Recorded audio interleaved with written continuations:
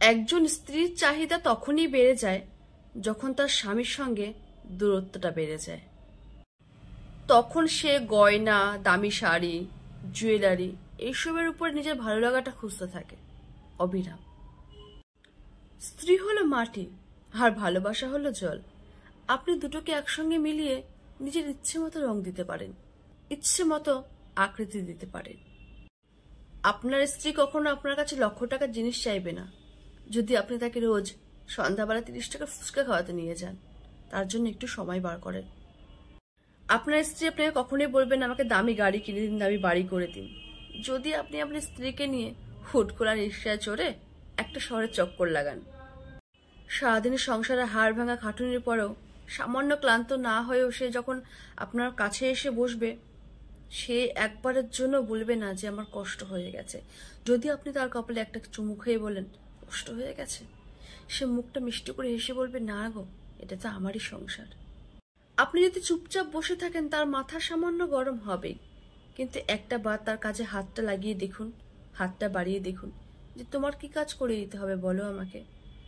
হেসে বলবে তুমি চুপচাপ বসো তো, তুমি কি চা খাবে, তোমায় কিছু করতে হবে না, আমি সব একাই পারবো।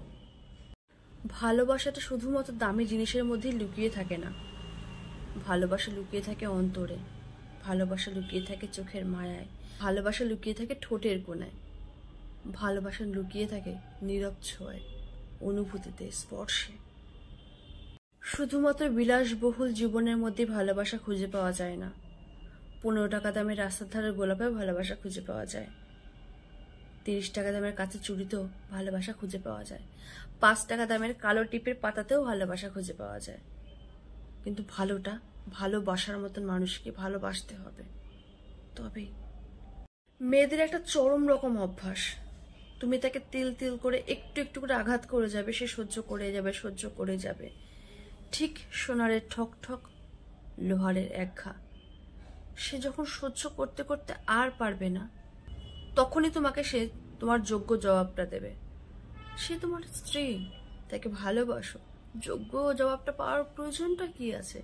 প্রতিদিন যদি তাকে একটু একটু করে ভালোবেসে যাও, তোমার সামনে সে মোমের মতনই থাকবে, কখনো লোহা হওয়ার চেষ্টা করবে না।